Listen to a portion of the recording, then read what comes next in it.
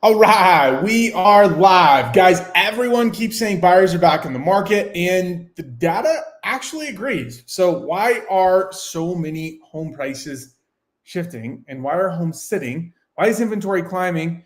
And why haven't we seen prices follow the usual spring surge? Well, guys, today I'm going to break down the charts that tell the real story behind what's actually happening in the Denver real estate market. It's May 2025. And with that, I'm going to tell you what it means, whether you are buying or selling. And guys, before we dive into today's market update, I just want to encourage you. I don't know of any other YouTube channel agent that is doing something like this for you consumers. For those of you looking to buy or sell a home here in the greater Denver metro area, like this content is solely put together so that you guys can understand what's actually happening in the market and then make decisions that are going to set you up for success when you make that purchase or when you go to sell your home. So I highly encourage subscribe to the channel, because you might not be making the move today, but you are considering making a move in 3 to 6 to 12 months, and you're going to want this information. So I don't want you to finally be ready and you're like, who is that guy that was telling me about the market? I need to know this information so that we can go in prepared, ready to make smart decisions that are going to set us up for success. So subscribe if you guys need. My number is on the screen, or you can book a call on my YouTube channel, and would love to serve you guys in your real estate needs. But let's dive in. Today, we're going to be talking about the real estate market. What's super interesting here is that we actually have a lot of buyer activity, like a lot of buyer activity, but home prices are still flat / declining. And I said this on the channel before. I'll say it again, I'm sure many times. I think this is going to be the first year in a long time that we have a negative price curve. And so when you think of that, if we have more buyers, wouldn't the market be appreciating? Wouldn't it be hot? Wouldn't it be growing? Unfortunately, that's not the case. And the reason for that is what we're going to get into now. So let me share my screen and let's dive in. And guys, if you are joining live, feel free to throw in comments.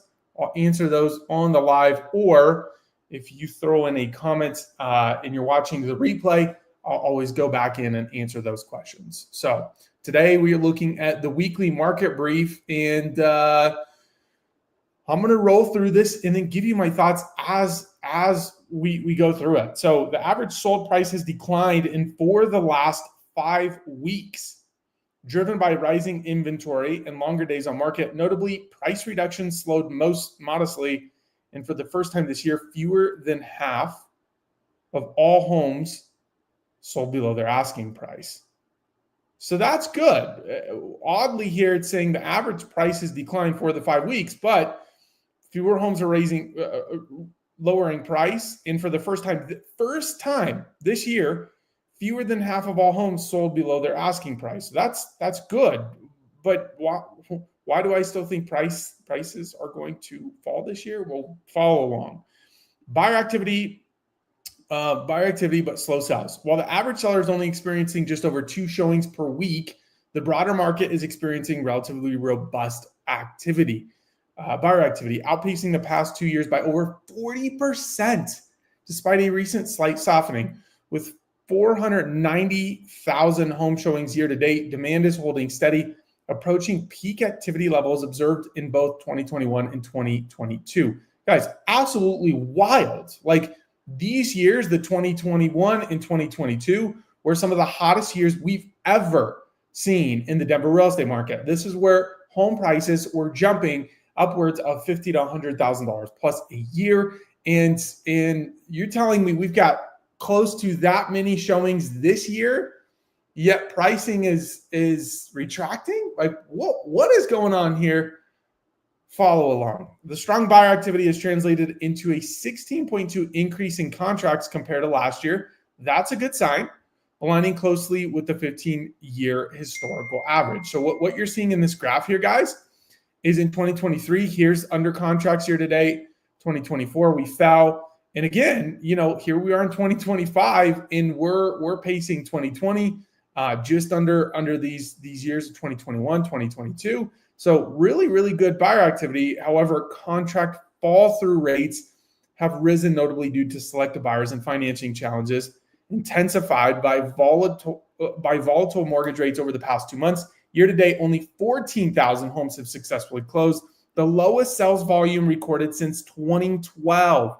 Wow. Guys, this is what I'm saying on the channel. Like, we give you the truth, because this is one thing to say, look at the showings, look at the under contracts. This is a great market. But like, the reality is, like, the homes that have actually followed through is actually less than 2024, less than 2023. And that tells a little bit of a different story than these two above graphs. And again, so what's happening here is these homes are going under contract. We have a lot of buyer activity, but because of the market dynamics, pickier buyers, higher rates, it just being a little bit harder of a market in that sense, you're seeing a notably high amount of those contracts fall out. And so that's where you're getting that's where you're getting this low number in 2025. But guys, here's the real culprits of why the market's acting the way it is inventory. Inventory growth showed initial signs of a potential slowdown, increasing by just 350 homes last week, bringing the total to 12,225 available properties. It's premature to call this a trend, but the modest increase was primarily driven by frustrated sellers pulling their homes off the market rather than fewer new listings. Okay, first off, that's a really good sign. We need a slowdown in inventory growth, because if you can see these gaps, if you've been on my channel before, you know what I'm talking about here. But if not, if you see these gaps, this is the gap in inventory, the amount of homes for sale. And so in 2024, we saw this massive gap occur. And we saw more homes than we have in the past 5 years hit the market. And because of that, even with buyer demand up, you're seeing a slower market. And then it come in 2025, and you're seeing this gap increase even wider. And so because of this inventory, that's why we're having the downward pressure on pricing. Exactly 15,000 new homes entered the Denver metro market last week, slightly above the 10-year weekly average. However, about 350 properties exited due to expired listings or sellers choosing to withdraw their homes entirely. Why is that? I'll give you my suspicion here shortly. While seasonal trends suggest inventory could rise above 18,000 homes by late September, continued seller frustration leading to withdrawn listings rather than price adjustments could moderate inventory growth and help stabilize property values through year end. That's good, guys. This is probably the best thing I've heard all year in regard to the market and prices really not falling all that much.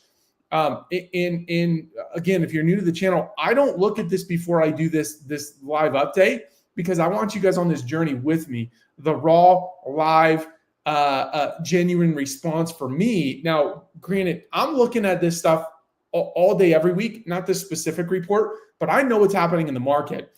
But this report comes out Tuesday. I don't read it until Wednesday till we're on this live, so that we could do it together. So I didn't expect this. This is great. This is actually new news to me, and I really love that. So it's something we're going to be paying attention to throughout the coming weeks and months on these live updates, because this is a bright spot in the market for you sellers. Buyers, look, buyers, you have a lot of advantage in this market, whether it worsens or not. Like, you're in good shape to leverage the market to negotiate the best deal for yourself. Let's keep going, and then we'll wrap up here shortly. Sold versus asking price. Despite rising inventory, more homes for sale, and those homes taking longer to sell, the percentage of homes selling below asking price edged downward to 49.2. Awesome. I'll take that. It's actually been since 2024 where we saw that below 50%. And that means less than half of the homes for sale sold below their asking price. So that's good. We had a really big week last week in terms of data. Sellers should approach this short-term improvement cautiously. Historically, April may yield the strongest sold to asking price ratios. This suggests entering contracts now are experience increased pressure to accept offers lower than asking price. Here is the bottom line. And then I'll get back up here, guys, to where I told you I'd give you my thoughts right here. Bottom line, the Denver market is navigating a tricky balancing act. While buyer demand remains notably strong, translating into increased contracts, actual closed sales remains historically low, burdened by cautious buyers and financing uncertainty due to fluctuating mortgage rates. Inventory growth may be stabilizing somewhat as frustrated sellers pull listings rather than adjust pricing downward. Sellers are experiencing fewer showings, must align pricing carefully with the market expectations to avoid extended marketing times or eventual withdrawal from the market. Buyers, while still selective, are actively engaged but clearly focused on perceived value, making strategic pricing and realistic expectations more important than ever for successful outcomes through the remainder of the year. Guys, it's buying time, okay? It is buying time. I've been in this market every day. I've been in the business for 10 plus years, but this market, guys, I have not been in this type of buyer's market for a long time. Meaning buyers, the scales have shifted and the buyers have more leverage than they have had in a long time and they're using it. We're seeing lower offers. And if those lower offers don't get accepted, those buyers walk on to the next one. We're seeing buyers offer and then say, seller, pay X amount of my closing costs. And if they don't accept it, they'll go on to the next one or they get it accepted. And so that's just the reality of the market we're in. But I wanted to touch base on this piece right here where it says, okay. So inventory growth may be stabilizing somewhat as frustrated sellers pull listings rather than adjusting price. Here's where I think is happening more than anything is sellers are withdrawing their listing, obviously because they're frustrated. They've been on the market for a long time. They're probably not getting the price they want. But there's also a decent amount of sellers out there that bought in 2022, 2023, and they just don't have enough equity to drop price. And so this could be the break we're looking for in order for us not to see too big a price decline in the market. I think based on what I'm seeing in the market, we're going to see a price decline no matter what. How big a price decline? Maybe it's more modest because we're seeing these sellers take their homes off the market, but it's to be seen. We'll see. This is 1 week of data that's suggesting this.